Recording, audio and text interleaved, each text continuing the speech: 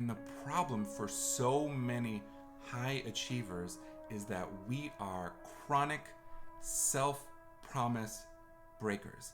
And because of that, we have learned to distrust ourselves when it comes to the things that matter to us. Over the past month, I've had more than 200 conversations with people beginning with this same question. When it comes to taking action toward creating a more fulfilling life and career, what is your single biggest challenge, frustration, or concern? And so far, the clear favorite has been confidence. People don't believe in their own ability to achieve the success that they really want. And so they figure, well, why bother putting in the effort toward a goal that isn't really possible in the first place? That logic would make sense, except that everyone I've been speaking with is a really smart, talented, hardworking high achiever who already has a really impressive track record of academic and professional success. In other words, these people have already shown in their lives that they have what it takes to get it done. So, what's up with the missing confidence? Well, when I ask them that question, what is it that you think is missing? That if you had it, you'd have the confidence you need to move forward. And the answers usually fall into one of two categories, often both. It's either skill set or personal quality. So the skill set is, right, I would love to move forward, but I don't have the business experience or the right kind of experience or some other qualification that they think they need to move forward. Or it's a personal quality. I would love to, but I'm not smart enough, disciplined enough, organized enough, outgoing enough. I'm not enough of a risk taker, which is a favorite among my fellow attorneys. And then I'll say, okay, I hear you. And it's often necessary to level up our skill set or cultivate a new aspect of ourselves in order to move forward. What's stopping you from doing that, from going after the skills or the personal qualities that will give you the confidence that you need? And then they'll usually stop and think for a moment, and they'll either say, I don't know, I guess there's nothing really stopping me. Or they'll lean back on a fan favorite like, I would, but I don't have enough time, which we'll get to in another video. And then I'll say, okay, cool, I hear you, but let me ask you another question. How good are you at keeping your promises to yourself?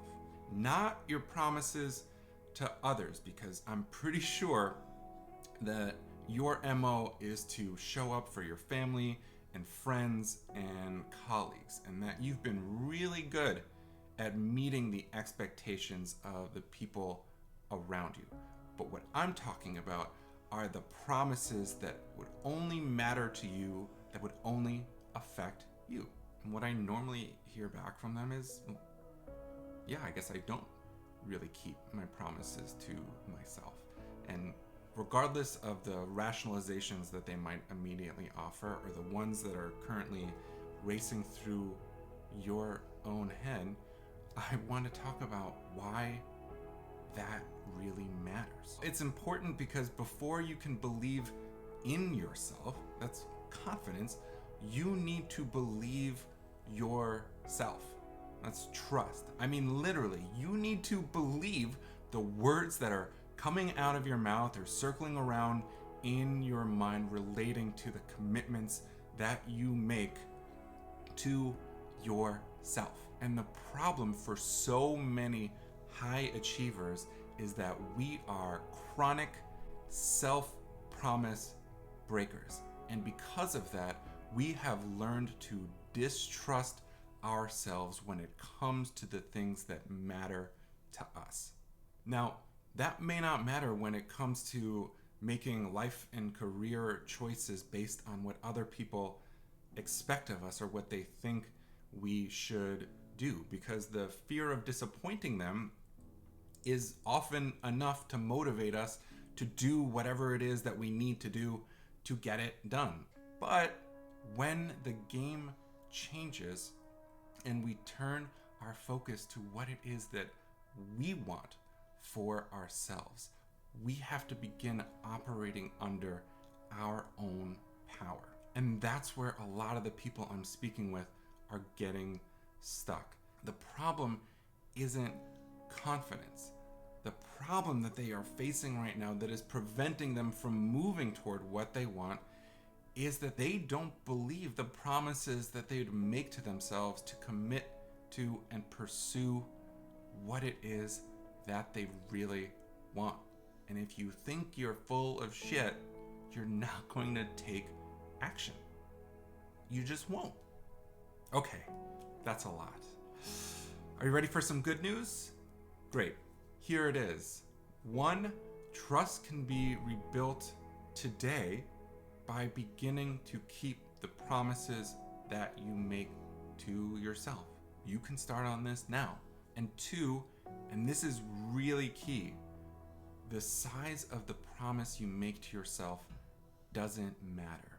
The only thing that matters is that you keep it. Start with trust, and the confidence will come. Thanks so much for listening. Have an awesome day.